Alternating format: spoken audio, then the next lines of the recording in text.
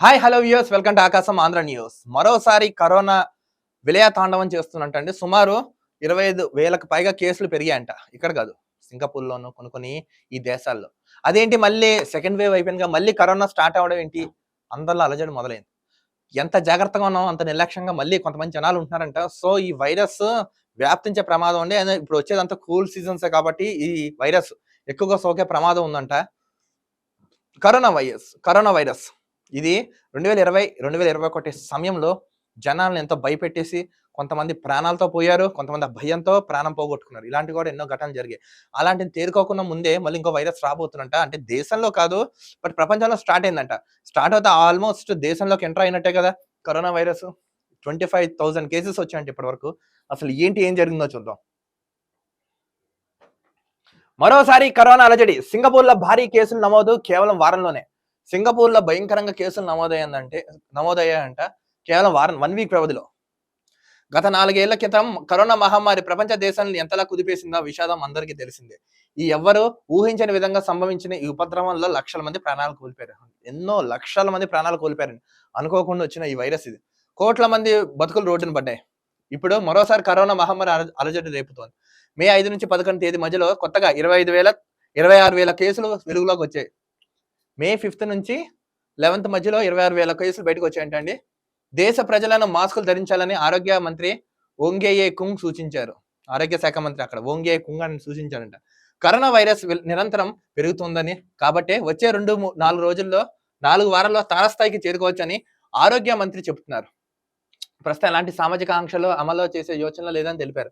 భయంకరంగా వైరస్ వ్యాప్తి చెందబోతుందంట అక్కడ సింగపూర్‌లో. సో అక్కడ ఉన్న ఆరోగ్య శాఖ మంత్రి కూడా అలర్ట్ ఇచ్చారంట.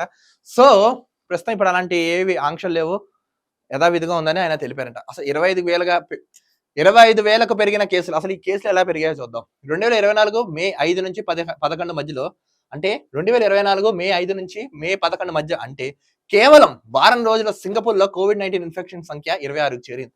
జస్ట్ 6 డేస్ లో 26,000 పెరిగిందంట కేసెస్. అంతకు ముందు వారం నమోదైన 13,700 కోవిడ్-19 కేసులతో పోలిస్తే ఇది 90% పెరుగుదలని సింగపూర్ ఆరోగ్య మంత్రిత్వ శాఖ తెలిపింది. ఇప్పుడు భయంకరంగా పెరిగిందంట, 90%. గతంలో ఎప్పుడు లేదంట. కోవిడ్-19 ఇన్ఫెక్షన్ తో ఆసుపత్రిలో చేరే వారి సంఖ్య రోజువారీ సగటున 181 నుంచి 250కు పెరిగిందని తెలిపారు. 180 నుంచి ఆల్మోస్ట్ 250 వరకు హాస్పిటల్స్ లో జాయిన్ అవుతున్నారంట. అలాగే ఆసుపత్రిలో ఇంటెన్సివ్ కేర్ యూనిట్స్ లో చేరే వారి సంఖ్య కూడా క్రమంగా పెరుగుతుంది. ఐసీయూలో వారి సంఖ్య కూడా పెరుగుతుందంటే ఎమర్జెన్సీ ఆసుపత్రుల పడకలను నిర్వహించడానికి అత్యవసరం కానీ ఎలక్ట్రిక్ సర్జరీ కేసులు తగ్గించాలని ఆరోగ్య మంత్రిత్వ శాఖ ప్రభుత్వ ఆసుపత్రులను కోరింది. దీంతో పాటు రోగులను mobile inpatient care at home ద్వారా పంపాలని సూచించింది. ఐసోలేషన్ దాన్ని అంటారు. ఐసోలేషన్ ద్వారా కూడా చేయాలని గవర్నమెంట్ సూచించిందంట అక్కడ. అసలు సింగపూర్ ఎలా సిద్ధమైంది? ఇప్పుడు ఇది కోవిడ్ వచ్చి తట్టుకుంది కదా, అసలు సింగపూర్ ఎలా సిద్ధమైందో చూద్దాం. గత 12 నెలల్లో కోవిడ్-19 వ్యాక్సిన్ తీసుకోకుంటే తీవ్రమైన వ్యాధి బారిపడే అవకాశం ఉన్న వ్యక్తులు అదనపు మోతాదులో తీసుకోవాలని ఆరోగ్య మంత్రి ఓం కోరారు. గతంలో ఎవరైతే ఇంజెక్షన్స్ తీసుకోలేదో కోవిడ్-19 సంబంధించింది, సో మీరు ఇంకెక్కువగా తీసుకోవాలని ఆయన కోరారు. ఎవరు? ఆరోగ్య శాఖ మంత్రి ఓంగ్ అంట. కోవిడ్-19 కేసుల సంఖ్య రెట్టింపైన తర్వాత సింగపూర్లో ఆరోగ్య సంరక్షణ వ్యవస్థ నిర్వహించగల 500 మంది రోగులు ఉంటారని ఓంగ్ తెలిపారు. సో ఒక 500 మందిని వ్యవస్థను కూడా రెడీ చేశారంట. కానీ కేసుల సంఖ్య మరీ రెట్టింపు అయితే మాత్రం వైద్య వ్యవస్థపై ఒత్తిడి విపరీతంగా పెరుగుతుందని హెచ్చరించారు. ప్రస్తుతం తాము ఎటువంటి సామాజిక ఆంక్షలు విధించలేదని, తప్పని పరిస్థితుల్లో ఆంక్షలు విధిస్తామని పేర్కొన్నారు. మొత్తానికి ఏంటంటే కరోనా విలయతాండం అయితే చేస్తుంది సింగపూర్లో. భయంకరంగా 26 కేసెస్ వచ్చేసాయంట. ఆల్మోస్ట్ మే 5 నుంచి 11 వరకు 1 వీక్ వ్యవధిలో 26,000 కేసులు వచ్చాయంట. సో సింగపూర్ ప్రజలే కాదు, మన భారతదేశ ప్రజలు, అలాగే ఉభయ తెలుగు రాష్ట్రాల్లో ఉన్న ఆంధ్ర రాష్ట్ర ప్రజలు, తెలుగు ప్రజలు తస్మాత్ జాగ్రత్తగా ఉండండి ఎవరు ఎక్కడున్నా. ఎందుకంటే no careless until there is a cure అన్నట్టు. ఇంకా మందు రాలేదు, నిర్లక్ష్యం వద్దు. ఆరోగ్యంగా ఉండండి, హెల్తీ ఫుడ్ తినండి, ఎప్పటికప్పుడు హ్యాండ్స్ వాష్ చేసుకుంటూ ఉండండి, ఎక్కువ జన సమూహంలో తిరగండి, ఇమ్యూనిటీ ఇచ్చే ఫుడ్స్ తినండి. సింగపూర్ అన్నట్టే ఏదో రోజు మన దేశం కూడా వచ్చే ఛాన్స్ ఉంది. బట్ ఆ దేశంలో వ్యవస్థ అక్కడ పరిస్థితి అలా ఉందని మీకు చెప్పాను.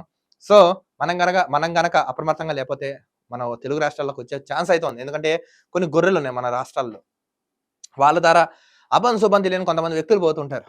వాళ్ళని ఉద్దేశించి దృష్టిలో పెట్టుకుని వీడియో చేయడం జరిగింది. సో ఎవరైనా తెలుగు రాష్ట్రాల్లోనే కాదు, దేశంలోనే కాదు, ప్రపంచ నలుమూలన ఉన్న తెలుగు వారు సైతం కొంచెం తస్మాత్ జాగ్రత్తగా ఉండండి. ఎప్పటికప్పుడు ఆరోగ్య హెల్త్ అప్డేట్స్ తెలుసుకుంటుండండి. చేతిలో ఇన్ఫెక్షన్స్ ఏమైనా ఉంటావని శానిటైజర్ యూజ్ చేయండి. ఏమన్నా మీకు హెల్త్ పరంగా ఇబ్బంది అవుతే వెంటనే డాక్టర్ని అయితే కన్సల్ట్ చేయండి.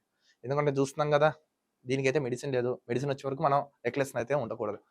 అంత భయంకరంగా వ్యాప్తిస్తుందంట. సో ఇది రాకూడదని మనం కోరుకోవాలి. బట్ మన జాగ్రత్తలు కూడా మనం ఉండాలి. మరో వీడియోతో కలుద్దాం. అంతవరకు చూస్తున్నాండి Aakasam Andhra news. This is Dileep sign.